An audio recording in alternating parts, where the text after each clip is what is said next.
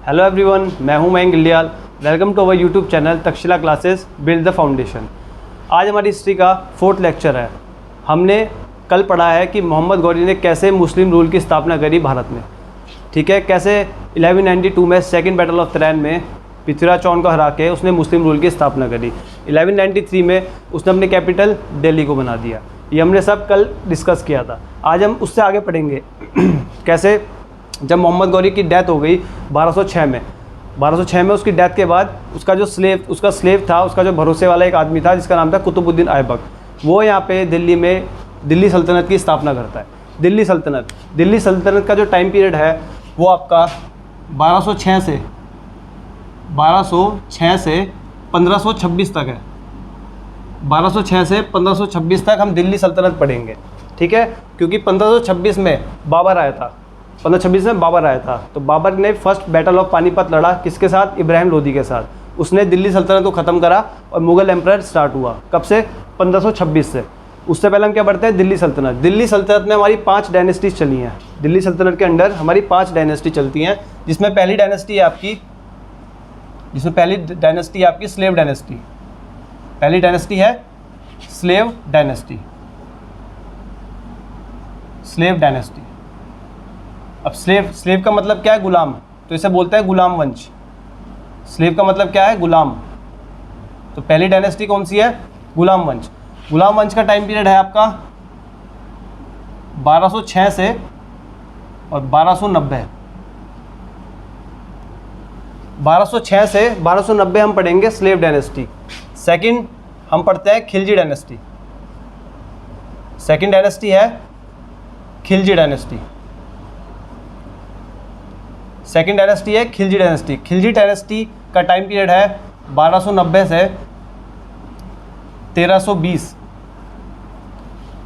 दिल्ली सल्तनत में सबसे शॉर्ट टाइम पीरियड पे जिसने रूल किया है वो खिलजी डायनेस्टी है। सबसे छोटे समय के लिए जिनका रूल रहा है वो कौन सी है? खिलजी डायनेस्टी है। तीसरी हम पढ़ते हैं तुगलक डायनेस्टी।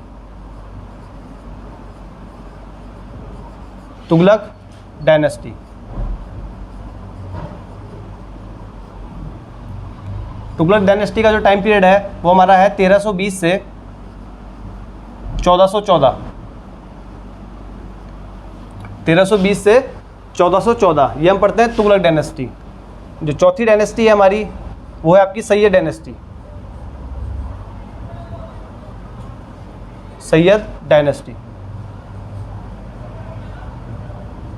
हिंदी में भी इनके यही नाम है। डायनेस्टी वंश हो गया, तुगलक को भी हिंदी में तुगलक ही पढ़ेंगे, ये सब हिंदी में सेम ही रहेगा। ठीक है, तो सैयद डायनेस्टी का टाइम पीरियड क्या है? 1414 से आपका 1451 ये टाइम पीरियड है आपका सैयद डायनेस्टी का। और जो लास्ट डायनेस्टी है दिल्ली सल्तनत की वो है आपकी लोधी डायनेस्टी।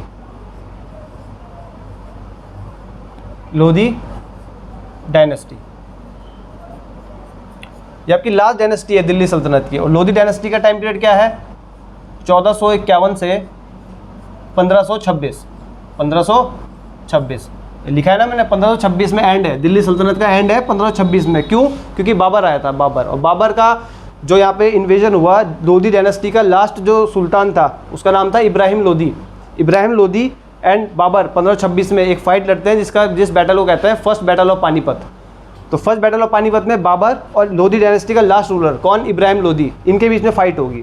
ठीक है, सबसे कम रूल करने वाली डायनेस्टी खिलजी डायनेस्टी है। इसने सबसे कम रूल किया है। बहुत शॉर्ट टाइम पीरियड पे रूल है इसका। शॉर्ट टाइम पीरियड पे इसने रूल किया है। और सबसे ज़्यादा जिसने रूल किया है वो है तुगलक डायनेस्टी। इसका मैक्सिमम रूलिंग पीरियड है। किसका? तुगलक डायनेस्टी ने सबसे ज़्यादा रूल किया है और सबसे कम रूल किया है दिल्ली डायनेस्टी पे आपका खिलजी डायनेस्टी ने। तो आप ये नोट कर लीजिएगा। ये आपको मैंने एक बेसिक चीज़ें बताई है दिल्ली सल्तनत के अंदर हम क्या क्या पढ़ेंगे। तो आज जो हम स्टार्ट करेंगे हम स्लेव डायनेस्टी से स्टार्ट करेंगे। उसके बाद हम पढ़ेंगे खिलजी डायनेस्टी, फिर हम पढ़ेंगे तुगलक, फिर सैयद और फिर लोधी। उनके टाइम पीरियड मैंने आपको दे दिए हैं।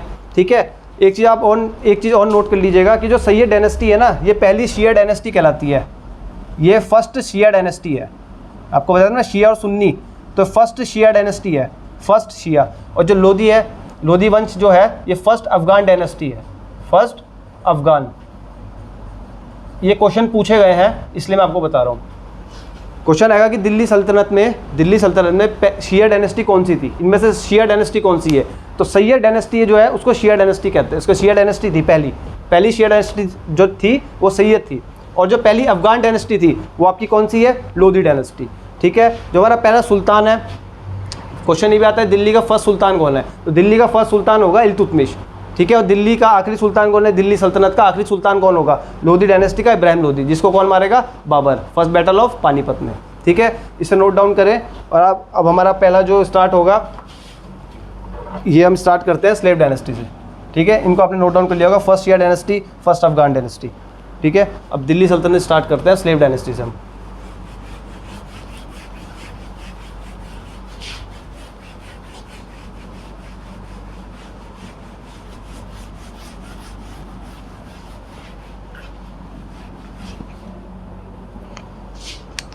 सबसे पहले हम पढ़ेंगे slave dynasty, slave dynasty. Okay, इसका टाइम पीरियड मैंने क्या बताया आपको, 1206 से 1290, 1290 तक हम क्या पढ़ेंगे, slave dynasty. Who is the founder of slave dynasty. अब कुतुबुद्दीन ऐबक को भारत दिया गया था, मोहम्मद गौरी तो 1206 में मर गया था मोहम्मद गौरी, तो कुतुबुद्दीन ऐबक को क्या दिया था, भारत दिया था। तो फाउंडर कौन होगा उसका, कुतुबुद्दीन ऐबक। फाउंडर वाज कुतुबुद्दीन ऐबक, कुतुबुद्दीन ऐबक, ये इसका फाउंडर था। ठीक है, जो कुतुबुद्दीन ऐबक है, अब इसका रूलिंग पीरियड, ये पूरा रूलिंग पीरियड है 1206 से लेकर 1290 तक स्लेव डायनेस्टी का। स्लेव डायनेस्टी के अंदर भी बहुत सारे आपके रूलर्स आएंगे। ठीक है, सबका टाइम पीरियड अलग अलग है, लेकिन जो टोटल स्लेव डायनेस्टी, जो टोटल गुलाम वंश का टाइम पीरियड है वो 1206 से 1290 है। इसी तरीके से जैसे मैंने आपको बताया, तो फाउंडर कौन है, कुतुबुद्दीन ऐबक। फाउंडर कौन है, कुतुबुद्दीन ऐबक। जो इसका टाइम पीरियड है ये 1206 से और 1210 तक रूल करेगा, सिर्फ 1206 से 1210 तक। 1206 से 1210 तक कौन रूल करेगा, कुतुबुद्दीन ऐबक। इसके बाद इसकी डेथ हो जाएगी, उसका अगला रूलर आएगा। तो ऐसी रूलर आते रहेंगे 1290 तक। 1290 में ये डायनेस्टी खत्म हो जाएगी, गुलाम वंश खत्म हो जाएगा। उसके बाद खिलजी वंश आ जाएगा। वो हमें पूरी कहानी आप समझोगे, धीरे धीरे स्टेप बाय स्टेप चल रहे हैं। तो जो स्लेव डायनेस्टी है, इसे मामलुक वंश भी कहते हैं, इसे मामलुक वंश भी कहते हैं और इसे इल्बारी वंश भी कहते हैं। तो स्लेव डायनेस्टी है, इसको मामलुक वंश भी कहते हैं और इसको इल्बारी वंश भी कहते हैं। इल्बारी, मामलुक और इल्बारी, ये भी इसको बोलते हैं। कई जगह स्लेव ना लिख के आपको पूछ लेगा मामलुक वंश कौन सा है, इल्बारी वंश कौन सा है, तो इसी के नाम है मामलुक वंश और इल्बारी वंश। स्लेव डायनेस्टी गुलाम वंश को ही कहते हैं। तो फाउंडर कौन है, founder was Qutubuddin Aibak. Time period इसका क्या है, 1206 से 1210। अब ऐबक का क्या मीन्स होता है, इसके नाम पे जो ऐबक लिखा है, ऐबक का मतलब होता है, Aibak means God of moon, God of moon. Aibak का क्या मतलब होता है, गॉड ऑफ मून, चंद्रमा का देवता, ऐबक का मीन्स है। समझ गए इतना, ऐबक का क्या मतलब है, जिसके नाम पे ऐबक लगा है, God of moon. Next point, अब दिल्ली सल्तनत है, दिल्ली सल्तनत में जिन्होंने रूल किया है उन सबको सुल्तान बोलते हैं। आप यहाँ चेक कर सकते हैं, सुल्तान, दिल्ली सल्तनत, तो सुल्तानों ने जहाँ रूल किया है उसे सल्तनत कहा गया है। तो दिल्ली के सुल्तान, दिल्ली में जिन्होंने रूल किया सुल्तान रहे। लेकिन केवल 2 ऐसे रूलर थे दिल्ली सल्तनत में जिन्होंने कभी सुल्तान की उपाधि नहीं ली। पहला कुतुबुद्दीन ऐबक ही है, ये इसने मना करा, ये सुल्तान बनने से इनकार करा, इसने कभी सुल्तान की उपाधि नहीं ली। इसने कौन सी उपाधि ली, इस पर जो टाइटल था, इसने कभी सुल्तान की उपाधि नहीं ली, ये सुल्तान की उपाधि इस पर नहीं थी। ठीक है, इसने कौन सी उपाधि ली थी, जो इस पर टाइटल था, आप अपने एंड से लिखना अपनी कॉपी में पूरा साफ साफ कि सुल्तान की उपाधि कुतुबुद्दीन ऐबक के पास नहीं थी। जो इस पर उपाधि थी ये हमेशा सीपा सलार करके, सीपा सलार की वो थी इस पर उपाधि, सीपा सलार।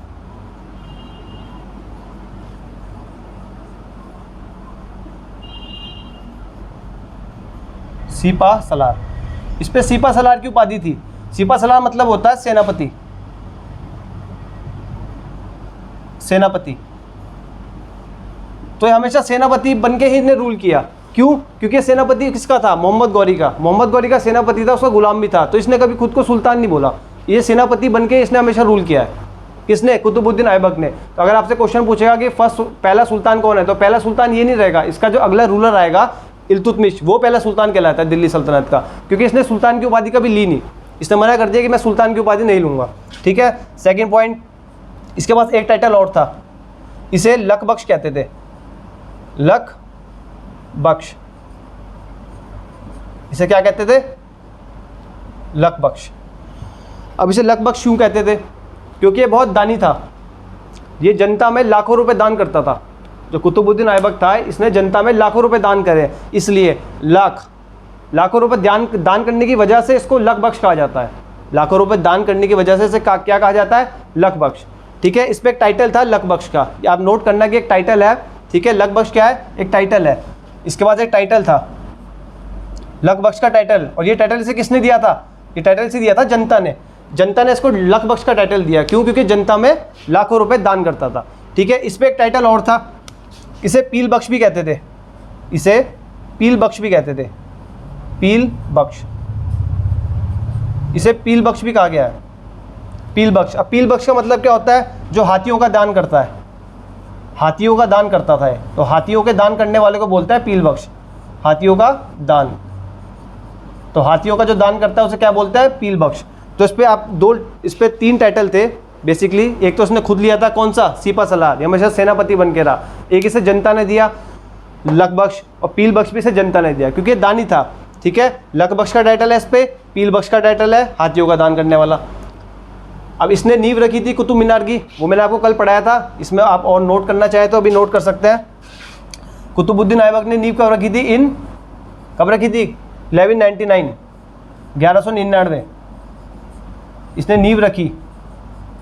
इसने नींव रखी किसकी? कुतुब मीनार की। कुतुब मीनार, कुतुब मीनार की इसने क्या रखी? नींव रखी। ठीक है, इतना समझ गए आप? दिल्ली सल्तनत पढ़ रहे हैं, दिल्ली सल्तनत की पहली डायनेस्टी पढ़ रहे हैं हम, स्लेव डायनेस्टी। ठीक है, स्लेव डायनेस्टी में 1206 से 1290 इसका रूलिंग पीरियड है। इसको मामलुक वंश भी कहते हैं, इलबारी वंश भी कहते हैं। 1206 से 1290। अब इसका जो फाउंडर है, फाउंडर कौन है? कुतुबुद्दीन ऐबक। 1206 से 1210। ऐबक मीन्स क्या होता है? God of moon. सुल्तान की टाइटल इसने नहीं लिया, इसने सुल्तान का टाइटल नहीं लिया। क्रॉस बना है, क्रॉस मतलब नहीं लिया। आप कॉपी में लिखना, इसने कभी सुल्तान का टाइटल नहीं लिया। ठीक है, इस पर टाइटल था कौन सा? कौन सा टाइटल था इस पर? सीपा सलार। कौन सा था? सीपा सलार। अब सुल्तान का टाइटल नहीं है तो कोई और टाइटल होगा, तो कौन सा था? सीपा सलार। ये हमेशा सीपा सलार बन के इसने रूल किया, 4 साल जितने भी रूल किया है। ठीक है, उसके बाद इसे लक बख्श भी कहते थे। लक बख्श क्यों कहते थे? लक बख्श क्यों कहते थे? बिकॉज इसने लाखों रुपए जनता पे दान किए, ये एक दानी था। इसको पीर बख्श भी कहते हैं, पील बख्श। पील बख्श क्यों कहते हैं? बिकॉज ये हाथियों का भी इसने दान करा है। 1199 में इसने कुतुब मीनार की नींव रखी थी। कल मैंने आपको बताया था, जो कुतुब मीनार की नींव रखी गई है, किसकी याद में रखी गई थी? कुतुब मीनार के गुरु, कुतुबुद्दीन ऐबक के गुरु हैं। कुतुब मीनार की नींव किसकी याद में रखी गई है? कुतुबुद्दीन ऐबक के गुरु हैं, जिनका नाम क्या है? कुतुब बख्तियार अल काकी। कल मैंने आपको लिखवाया था, नोट करवाया था, कुतुब बख्तियार अल काकी। उनकी याद में कुतुब मीनार की नींव रखी गई है। कुतुब मीनार में जो ऊंचा है 73 मीटर ऊंचा है, और उसमें 5 मंजिलें हैं। ठीक है, 4 मैंने आपको रूलर्स के नाम गिनाए थे जो कुतुब मीनार से रिलेटेड है। पहला यही था कुतुबुद्दीन ऐबक, दूसरा कौन था? इल्तुतमिश, जो इसे कंप्लीट करेगा। ये केवल नींव रखी थी, और ये तो मर गया था 1210 में। नींव रखी थी इसने, कल स्टार्ट कराई थी कंस्ट्रक्शन कुतुब मीनार की। दूसरा जिसने कंप्लीट करवाई थी वो कौन था? इल्तुतमिश। तीसरा, एक बार कुतुब मीनार की सबसे ऊपर वाले फ्लोर पे, 5th फ्लोर पे बिजली गिरने से उसको डैमेज हो गया था, उसे किसने ठीक कराया था? फिरोज शाह तुगलक ने। वो हम कहाँ पढ़ेंगे? तुगलक डायनेस्टी, जो दिल्ली सल्तनत में आएगी, तुगलक डायनेस्टी, उसमें हम पढ़ेंगे किसको? फिरोज शाह तुगलक को। और चौथा कौन था? चौथा आपका था सिकंदर लोदी। सिकंदर लोदी, ठीक है, ये इब्राहिम लोदी लास्ट रूलर था लोदी डायनेस्टी का, लेकिन जिसमें कुतुब मीनार पे जिसने काम किया वो कौन था? सिकंदर लोदी। ठीक है, इतना नोट कर लो आप, इतना नोट करें।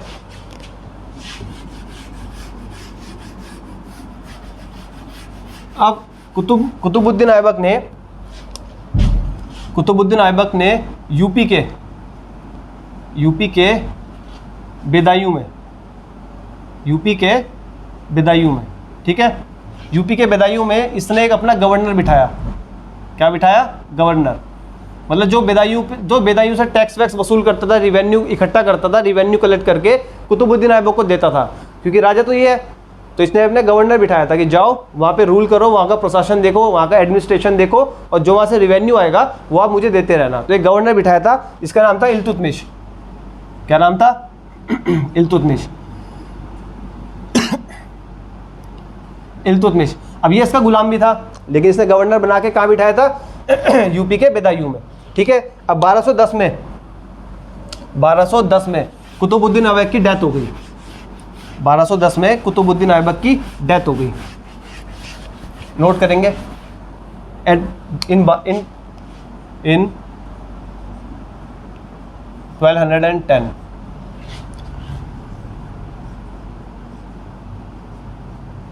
Qutubuddin Aibak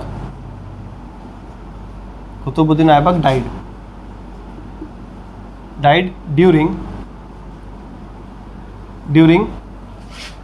playing polo।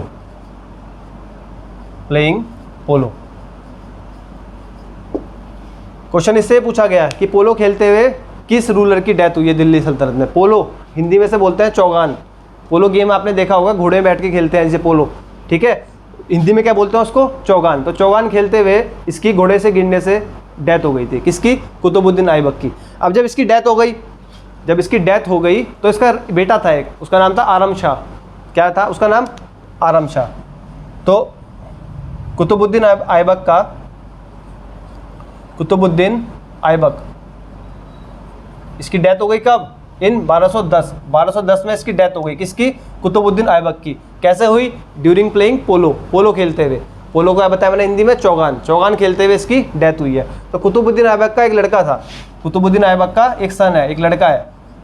क्या नाम है इसका? इसका नाम क्या बताया मैंने? आरम शाह। क्या नाम बताया? आरम शाह।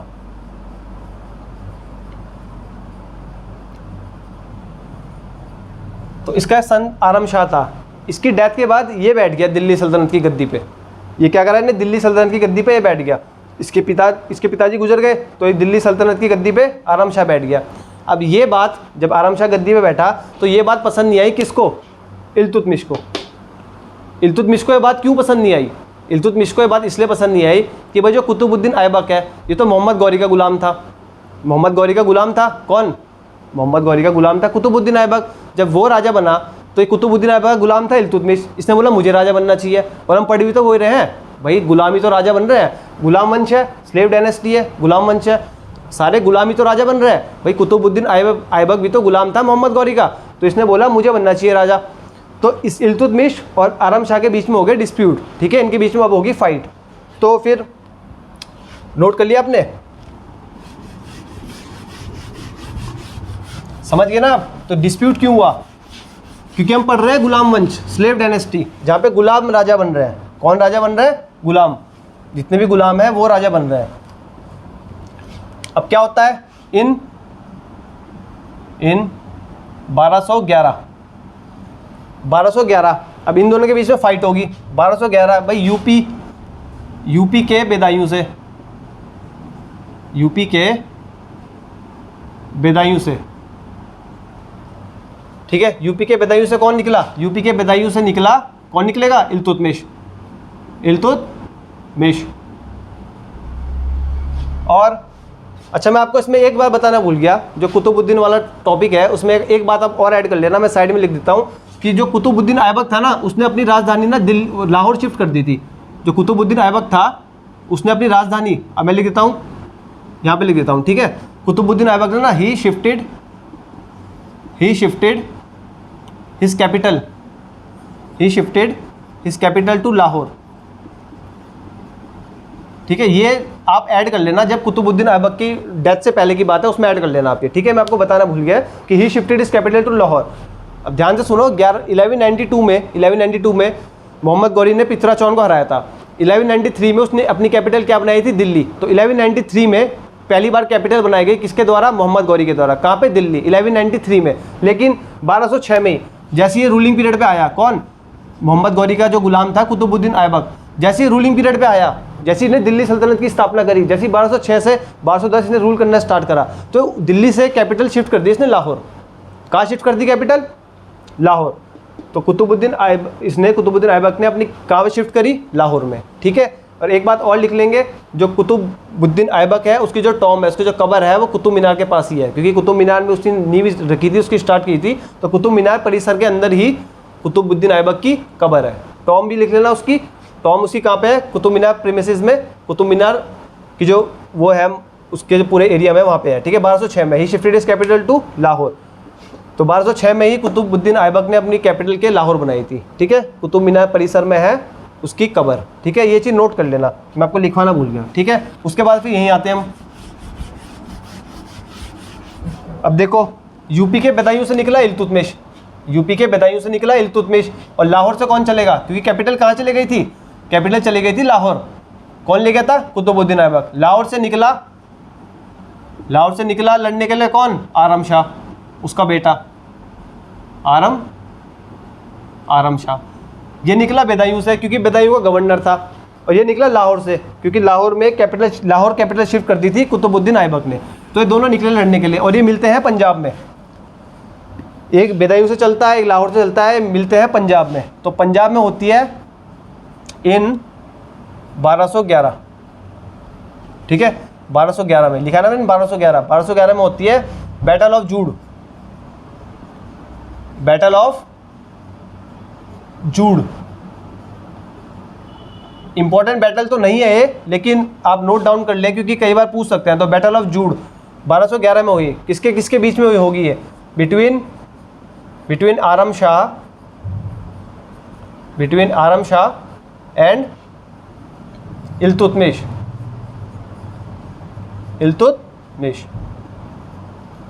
इल्तुतमिश था गुलाम कुतुबुद्दीन ऐबक का, और आरम शाह था उसका लड़का। इन दोनों के बीच में बैटल हुई 1211 में। क्या बोलते हैं बैटल को? Battle of Jud. ठीक है। इसमें इल्तुतमिश ने बहुत इजीली आरम शाह को हरा दिया। ठीक है। So Aram Shah is defeated by Iltutmish.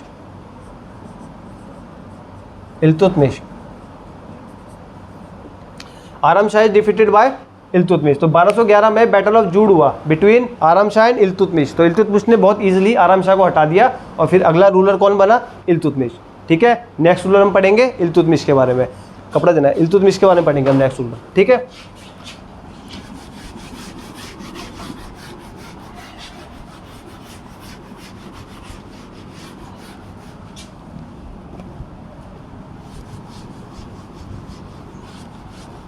तो बैटल ऑफ जूड समझ गए ना आप?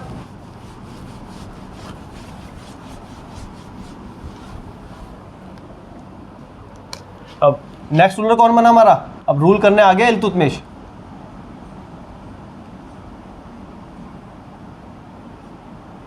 इल्तुतमिश। इसका रूलिंग पीरियड क्या है? 1211 से 1236। 1211 से 1236। ठीक है भाई। 1206 से 1290 चली है हमारे गुलाम वंश कब से चला है? 1206 से 1290। अब 1206 से 1210 कौन रहा? कुतुबुद्दीन ऐबक। और 10 में 11 में हमारी बैटल ऑफ जूड हुई, और बैटल ऑफ जूड के बाद 1211 से लेके 1236 तक कौन रहेगा? इल्तुतमिश। अब इल्तुतमिश के बारे में बोला जाता है he is considered as the first sultan of, या फिर as the real founder of इसकी slave dynasty. He is considered as the real founder of slave dynasty, ऐसे बोलते हैं। लेकिन अगर ऑप्शन में आप पे कुतुबुद्दीन ऐबक भी है और इल्तुतमिश भी है, तो अगर आपसे पूछेगा फाउंडर ऑफ स्लेव डायनेस्टी और दोनों ऑप्शन में है, कुतुबुद्दीन ऐबक भी और इल्तुतमिश भी, तो आप कुतुबुद्दीन ऐबक पे टिक लगाएंगे। दोनों एक साथ वैसे ऑप्शन में नहीं देते। इन केस कुतुबुद्दीन ऐबक नहीं है ऑप्शन में, तो इल्तुतमिश जरूर होगा। तो इल्तुतमिश है। ठीक है। He is considered as the real founder of slave dynasty. He is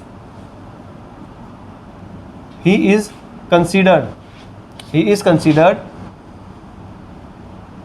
as the real founder of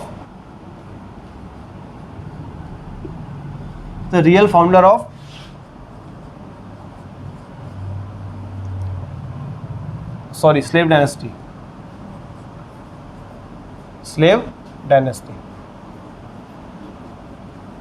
slave dynasty का रियल फाउंडर माना जाता है इल्तुतमिश। ठीक है। समझिए इतना। He is considered as the real founder of slave dynasty.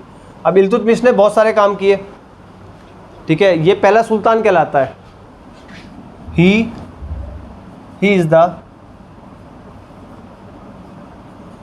Is the first Sultan, he is the first sultan of Delhi सल्तनत। पूरी दिल्ली सल्तनत 1206 से लेके 1526 तक का ये पहला सुल्तान कंसीडर होता है। He is consider as the first sultan of Delhi सल्तनत। दिल्ली सल्तनत का पहला सुल्तान कहलाता है कौन? इल्तुतमिश। अब इल्तुतमिश कौन था? ये गुलाम था कुतुबुद्दीन ऐबक का।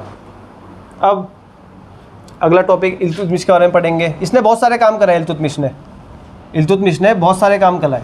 ये पहला सुल्तान भी है, क्योंकि सुल्तान की उपाधि से किसने दी थी? सुल्तान की उपाधि उस समय मैंने आपको कल ही बताया था, बगदाद के खलीफा दिया करते थे। ठीक है, एक आप पॉइंट और लिख लेना कि जो ऑफिशियल लैंग्वेज थी, ऑफिशियल लैंग्वेज ऑफ दिल्ली सल्तनत, ऑफिशियल लैंग्वेज ऑफ जो दिल्ली सल्तनत है,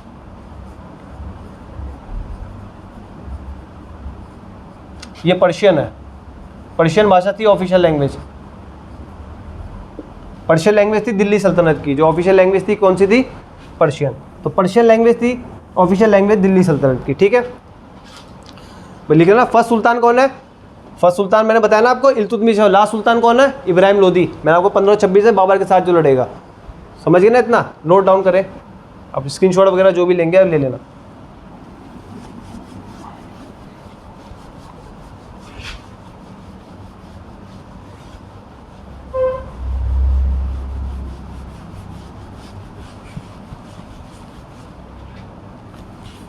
अब इसके बाद क्या होता है? इसके बाद जो एक और मेन इवेंट आता है, वो क्या आता है? वो आता है 1215 का। इन 1215। अब इन 1215 में क्या हुआ भैया? अब ये देखो, कुतुबुद्दीन ऐबक को इंडिया मिला था। यल्दौज को, एक यल्दौज था, एक कुबाचा था, एक बख्तियार खिलजी था। ठीक है, यल्दौज को क्या मिला था? यल्दौज को मिला था गजनी। तो वो तो गजनी में है। लेकिन जब यल्दौज ने देखा कि कुतुबुद्दीन ऐबक तो मर गया, जो उसके साथ का था, उसके बराबर जो रूलर था वो तो मर गया, तो उसने कहा अब इल्तुतमिश वो आगे इस पर अटैक करने। उसकी दिल्ली सल्तनत पे नीयत ख़राब हो गई।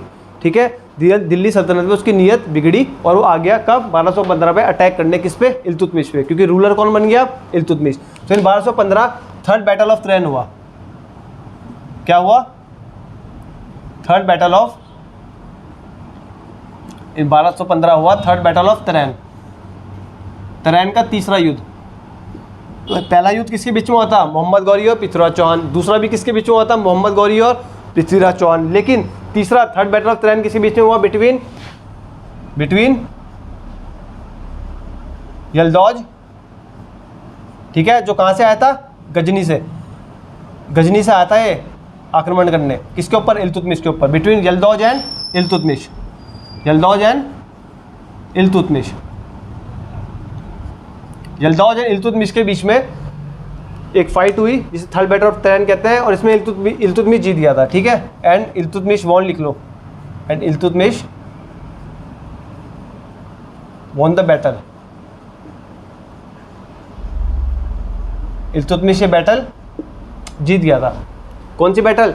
Third battle of Tarain. किसके बीच में हुई थी? यल्दौज और इल्तुतमिश के। गजनी से आया था, इसकी नीयत बिगड़ गई थी दिल्ली सल्तनत को देख के। ठीक है, इसने कहा दिल्ली सल्तनत गजनी से ज़्यादा बेटर है, गजनी से ज़्यादा समृद्ध है। दिल्ली तो बहुत समृद्ध शहर था। आप एक उसकी पुस्तक पढ़ेंगे, इब्न बतूता ने एक पुस्तक लिखी थी। इब्न बतूता एक मोरक्को ट्रैवलर था, मोहम्मद बिन तुगलक के टाइम पे आया था। उसकी बुक में लिखा था कि दिल्ली उस समय का सबसे समृद्ध है। किस समय का? तुगलक डायनेस्टी आपकी कब चल रही थी? 1320 से 1414 के बीच में। उस समय उसकी बुक थी रहेला या सफ़रनामा, उसमें लिखा है उसने कि दिल्ली उस समय पूरे वर्ल्ड का सबसे समृद्ध शहर हुआ करता था दिल्ली। ठीक है, तो इसलिए इसकी नीयत दिल्ली पे बिगड़ी। अब पहले से समृद्ध था दिल्ली, तो इसकी नीयत दिल्ली पे बिगड़ी और ये आया इस पर कब्जा करने। इसकी फाइट किससे हुई? इल्तुतमिश से। और इस फाइट को बोलते क्या है? Third battle of Tarain. इसके बाद एक फेमस घटना हुई है, नोट कर लेना आप। ठीक है, इल्तुतमिश है, ठीक है, SH है, इल्तुतमिश वॉन द बैटल। इसके बाद एक बड़ी फेमस घटना हुई थी इल्तुतमिश के टाइम पे। इल्तुतमिश के टाइम पे एक जो फेमस इवेंट है वो नोट करेंगे। जो सबसे फेमस इवेंट है वो हुआ है इसके टाइम पे इन 1221। 1221 क्या हुआ भाई? एंट्री हुई, entry of Genghis Khan, entry of Genghis Khan. Genghis Khan कहाँ से बिलोंग करता है? चंगेज खान आपने नाम तो सुना होगा, बहुत ही खतरनाक रूलर था उस टाइम पे। चंगेज खान मंगोल से आता है, मंगोल का था, मंगोल का रूलर था कौन? Genghis Khan. तो 1221 में पहली बार इल्तुतमिश के टाइम पे आया। किसके टाइम पे आए? इल्तुतमिश में। हम किसका टाइम पीरियड पढ़ रहे हैं अभी? इल्तुतमिश का, ठीक है। ये अपनी आपने हेडिंग डाल ली होगी ऊपर, इल्तुतमिश, उसी के बारे में लिख रहे हैं हम। तो 1221 में एंट्री हुई चंगेज खान की इंडिया में, ठीक है, इन इंडिया। ये फर्स्ट एंट्री मानी जाती है किसी मंगोल की भारत में। और कौन था वो? Genghis Khan. अब ये भारत पर अटैक करने नहीं आया था, ये भारत पर अटैक करने नहीं आया। भारत पे जो मंगोलों ने अटैक करे हैं वो हम आगे पढ़ेंगे, वो हम आगे पढ़ेंगे। बैरम शाह के टाइम, मसूद शाह के टाइम, मोहम्मद बिन तुगलक के टाइम, सॉरी अलाउद्दीन खिलजी के टाइम, खिलजियों के टाइम भी बहुत अटैक हुए मंगोल्स के। लेकिन ये अटैक नहीं था, एक एंट्री थी। ये एंट्री थी किसकी? चंगेज खान की इंडिया में पहली बार। पहली बार कोई मंगोल, चंगेज खान कहाँ से? लिख लेना, मंगोलिया से। कहाँ से? मंगोलिया से आया था, इसकी एंट्री हुई थी। अब एंट्री का कारण क्या था? एंट्री का रीज़न क्या था? एंट्री का रीज़न ये था कि चंगेज खान का एक भाई था, उस भाई को मार दिया था एक आदमी ने, जो भाग के भारत आ गया था। इसके भाई को मारा और भाग के भारत आ गया, ठीक है। जो भाग के भारत आया था, जिसने इसके भाई को मारा था, उसका नाम लिख लिए, उसका नाम था जलालुद्दीन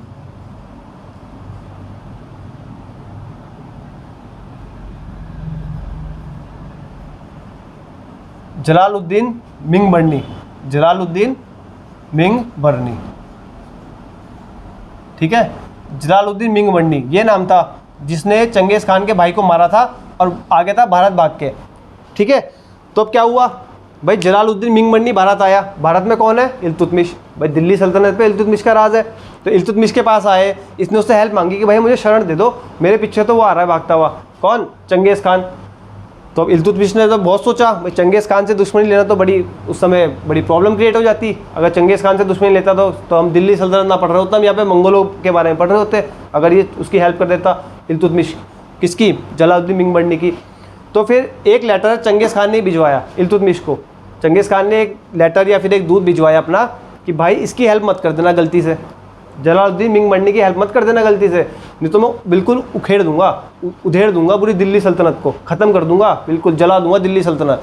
तो भाई इल्तुतमिश ने बड़े दिमाग से फैसला लिया, बड़ा सूझबूझ का फैसला था उसका, कि उसने इसकी हेल्प नहीं करी, उसने इसको इसके हाल पे ही छोड़ दिया। तो चंगेज खान ने इसकी हत्या कर दी और चुपचाप वापस चले गया, कोई अटैक नहीं करा, सब कुछ शांति से मामला निपट गया।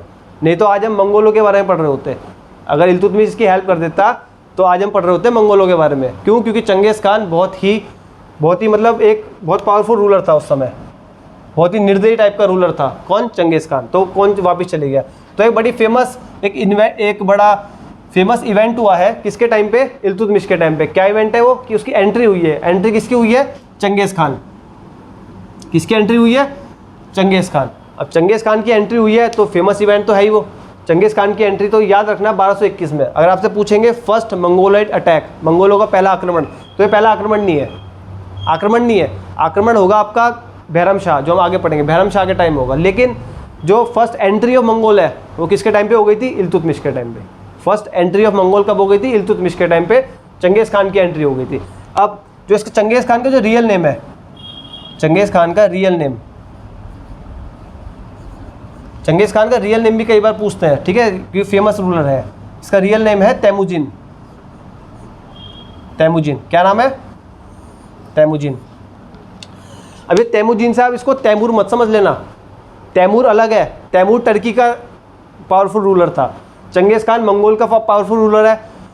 पावरफुल रूलर कहाँ का? ये मंगोल का। और तैमूर करीना कपूर के लड़के का नाम भी है ना, तैमूर, हाँ, तो उसी के नाम पे रखा हुआ है वो टर्की का पावरफुल रूलर था। कौन? तैमूर। तो ये तैमूर नहीं है, ये तैमुजिन है इसका नाम, तैमुजिन। इसे तैमूर मत समझ लेना, तैमूर टर्की का पावरफुल रूलर है, ठीक है। और इन दोनों के, ये इसके पापा की साइड से, ठीक है, और इसकी मम्मी की साइड से, ठीक है, मम्मी और पापा की साइड से, मतलब जो इनकी पीढ़ियाँ हैं, इसकी 14वीं पीढ़ी, इनकी 5वीं पीढ़ी, इनका खून था बाबर में। वो हम आगे टॉपिक में बहुत ब्रीफली डिस्कस करेंगे कि बाबर में इन दोनों का खून था, इसलिए बाबर भी खतरनाक रूलर माना जाता है कि पापा की तरफ से वो यहाँ से था, किसकी, तैमूर की तरफ से। मैं तैमूर की बात कर रहा हूँ, तैमूरजिन की, तैमूर की बात कर रहा हूँ मैं, ठीक है। तो यहाँ आगे पढ़ेंगे, जब बाबर का टॉपिक आएगा उसको अच्छे से ढंग से पढ़ेंगे। तो चंगेज़ खान का रियल नेम क्या हुआ, तैमूजिन, इसे क्या कहते हैं, तैमूजिन। तो इसके बारे में इतना ही है 1221 के इवेंट के बारे में, नोट कर लीजिए आप।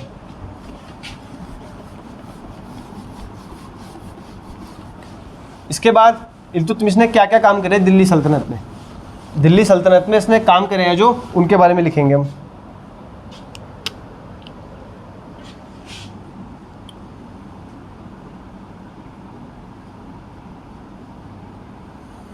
He should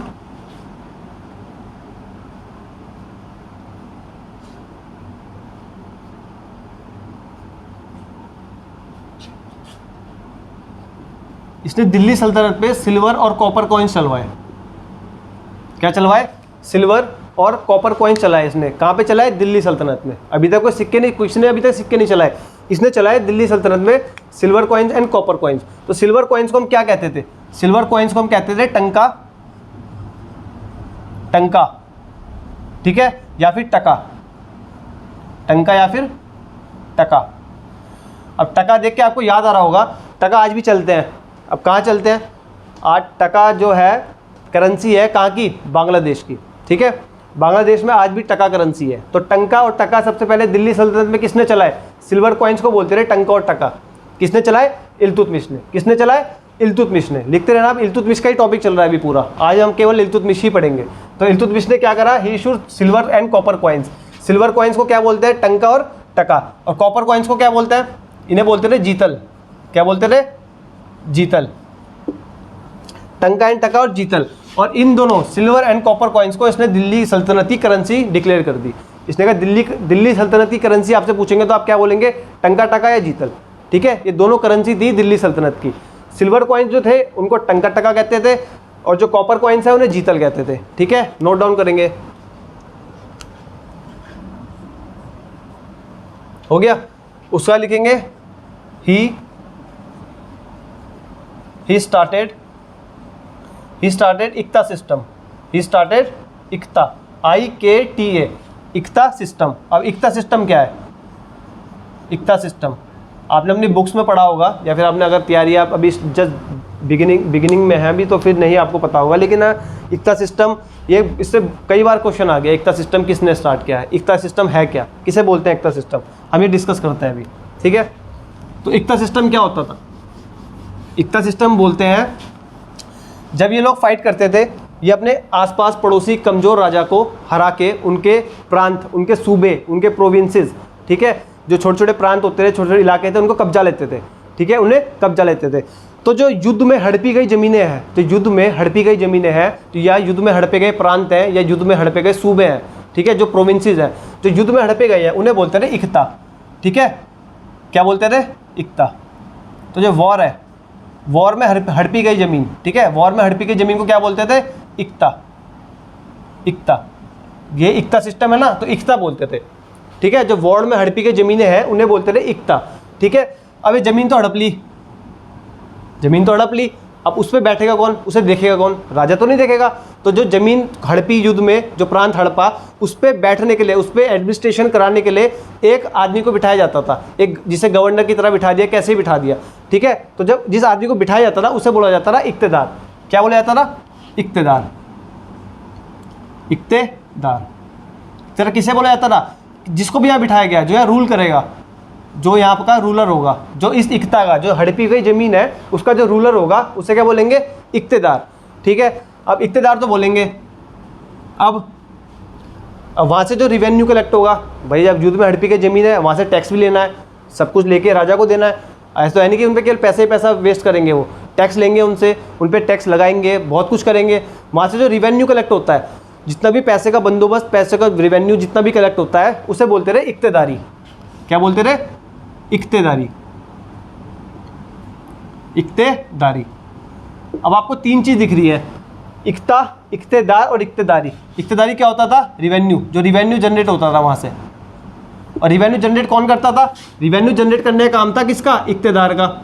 और जो रिवेन्यू जो पैसा इकट्ठा करके दिया जाता था उसे बोलता था इक्तेदारी। तो ये सिस्टम स्टार्ट किया था किसने? इल्तुतमिश ने। क्या बोलते हैं सिस्टम को? इक्ता सिस्टम। क्या स्टार्ट है भाई? जो वॉर में हड़पी गई ज़मीनें हैं, जो युद्ध में हड़पे गए प्रांत है, प्रोविंसेस है, सूबे हैं, उनको बोलते थे इक्ता। और जो वहाँ पे रूल करेगा, जो वहाँ का एडमिनिस्ट्रेशन देखेगा, उसे बोलते थे इक्तेदार। ठीक है, और जो इक्तेदार वहाँ से रिवेन्यू कलेक्ट करेगा उसे बोलते थे इक्तेदारी। तो इक्ता, इक्तेदार और इक्तेदारी ये सिस्टम स्टार्ट किया था सबसे पहले इल्तुतमिश ने। ठीक है, इक्ता सिस्टम इसे ही बोलते हैं। नोट डाउन कर ले।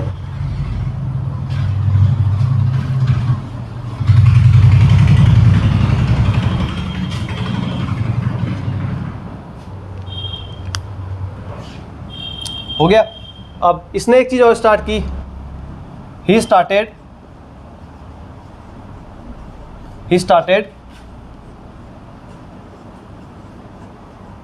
तुर्कान ए चहलगामी।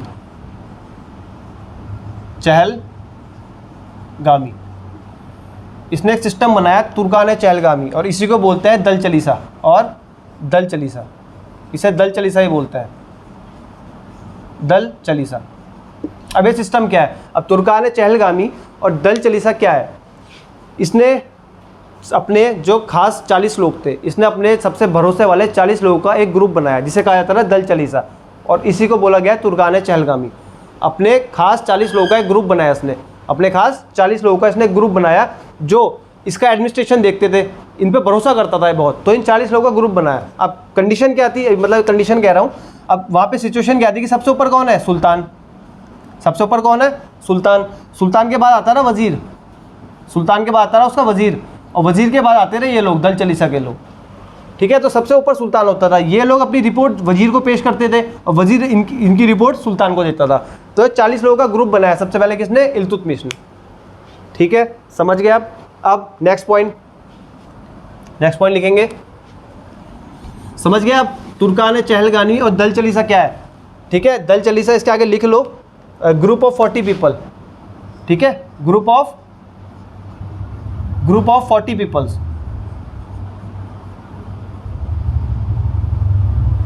ग्रुप ऑफ 40 पीपल, ये 40 लोगों के ग्रुप को इसने दल चलीसा बोला है। ठीक है, इसको तुर्कान ए चहलगामी बोलते थे। ठीक है, अब इसके बारे में एक चीज़ और है। मैंने आपको कल भी बताई थी, in 1229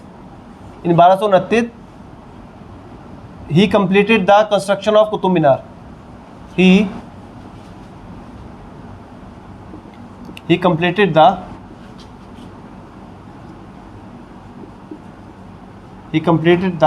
construction of Qutub Minar. 1229 में इसने कुतुब मीनार की कंस्ट्रक्शन कंप्लीट कर दी, जिसे 1199 में नींव रखी गई थी कुतुबुद्दीन ऐबक के द्वारा, जिसे कंप्लीट कर लिया गया 1229 में इल्तुतमिश के द्वारा। इल्तुतमिश ने इसको कंप्लीट कर लिया। अब जब इसने बना दिया कुतुब मीनार को, पूरा बना दिया, तो इन 1229 इसी साल ही शिफ्टेड हिज कैपिटल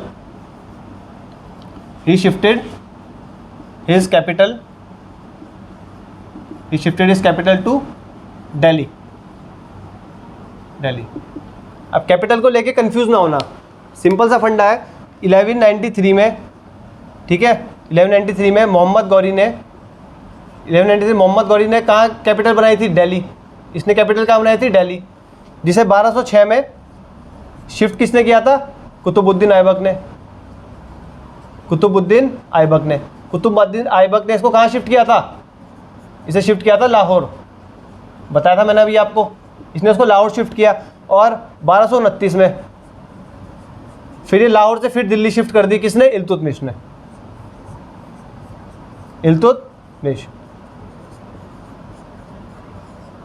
तो कंफ्यूज नहीं होना कि बार बार कैपिटल शिफ्ट हो रही है।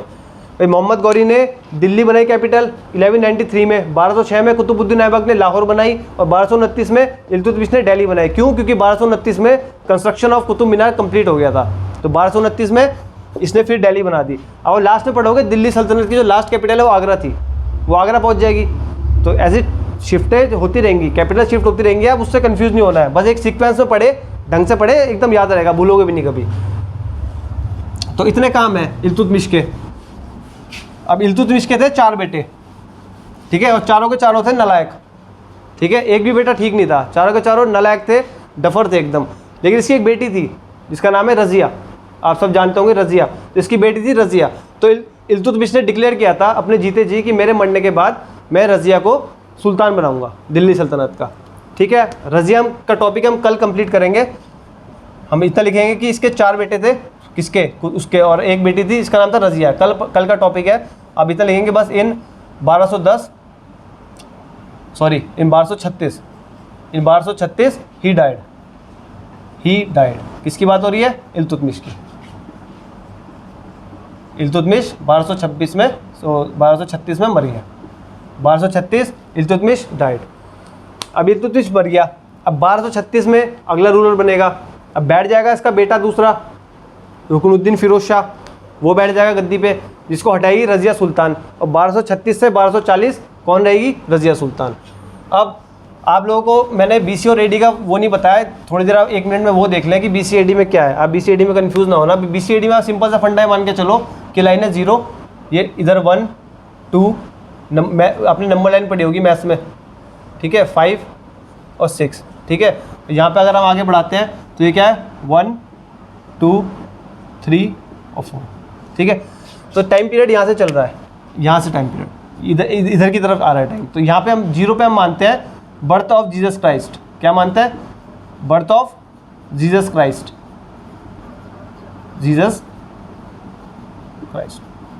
तो इनके बर्थ से पहले का समय उसे हम बोलते हैं BC।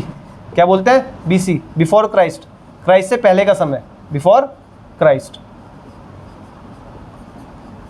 ठीक है। अब जैसे पीछे आप टाइम में चलते रहे ऐसे कंटिन्यू करते हैं, तो यहाँ पे मान लो 1500 पे आ गए। अब 1500 पे आर्यंस थे, 1500 BC में आर्यंस आए थे। एंशिएंट हिस्ट्री का टॉपिक है, 1500 BC में आर्यंस आए थे। अब टाइम इधर की तरफ चल रहा है, यहाँ पे साल 1500 के बाद 1501 नहीं आएगा, यहाँ पे 1499 आएगा। 1499, 98, 97 ऐसे नीचे टाइम कम होते होते ये 0 पे आएगा। और इसके बाद का जो टाइम है उसे बोलते हैं AD। उसे क्या बोलते हैं? AD। AD मतलब होता है एनो डोमिनी, ठीक है। इसे CE भी बोलते हैं, CE मतलब कॉमन एरा या फिर क्राइस्ट एरा, कुछ भी बोल सकता है, कॉमन एरा या फिर क्राइस्ट एरा भी बोलते हैं इसको। तो ये BC और AD में फ़र्क, ठीक है। ये मैंने आपको पहले लेक्चर में शायद नहीं बताया था, बच्चे मुझे फ़ोन करके बोल रहे थे कि सारे BC AD नहीं बताया आपने। तो BC बिफोर क्राइस्ट है और AD एनो डोमिनी, CE मतलब कॉमन एरा। 0 को हम क्या मानते हैं? Birth of Jesus Christ. इतना ये BC और AD, ठीक है। क्राइस्ट के जन्म से पहले का समय BC बिफोर क्राइस्ट, जो उल्टा चलता है, ठीक है। यहाँ से उल्टा नहीं चलता, यहाँ 1 के बाद 2 है, 2021 है ना, 2022 के बाद 2023 ही तो आएगा, लेकिन यहाँ उल्टा है, या 1500 के बाद टाइम ऐसे चल रहा है, ठीक है। इतना ये BC और AD का क्लियर हो गया। तो कल हम स्टार्ट करेंगे रज़िया सुल्तान। आज स्लेव डायनेस्टी का हमने दूसरा रूलर पढ़ा, पहला कुतुबुद्दीन ऐबक पढ़ा, दूसरा इल्तुतमिश पढ़ा, कंप्लीट कर लिया है। कल हम पढ़ेंगे रज़िया सुल्तान के बारे में। सुना होगा आपने Razia Sultan, she is the only female ruler in Delhi Sultanate, और इवन इन पूरे मुगल एम्पायर में भी उसके अलावा कोई फीमेल रूलर नहीं थी। She is only 1 female ruler, okay. उसके बाद अगर आपको बस कंप्लीट हो गया, कल हम स्टार्ट करते हैं रज़िया सुल्तान, ठीक है। आपको अगर वीडियो पसंद आ रहा है तो उसको ज़्यादा से ज़्यादा शेयर करें, लाइक करें, सब्सक्राइब करें हमारा चैनल। आपको ऐसी यूज़फुल कंटेंट हम हर वीडियो में प्रोवाइड करा रहे हैं। आप चाहें तो कोई भी बुक उठा के देख लें, आप एक भी क्वेश्चन ऐसा नहीं होगा जो आपको यहाँ डिस्कस ना किया गया हो, एक भी टॉपिक ऐसा नहीं है। बहुत डीप आपको पढ़ाया जा रहा है, सब कुछ लेके चला जा रहा है, कुछ भी ऐसा ना हो जो छूटे, ठीक है। तो आप आज का लेक्चर यहाँ ख़त्म करते हैं। तो ज़्यादा से ज़्यादा अपने इस वीडियो को शेयर करें, लाइक करें, सब्सक्राइब करें। Thank you, bye.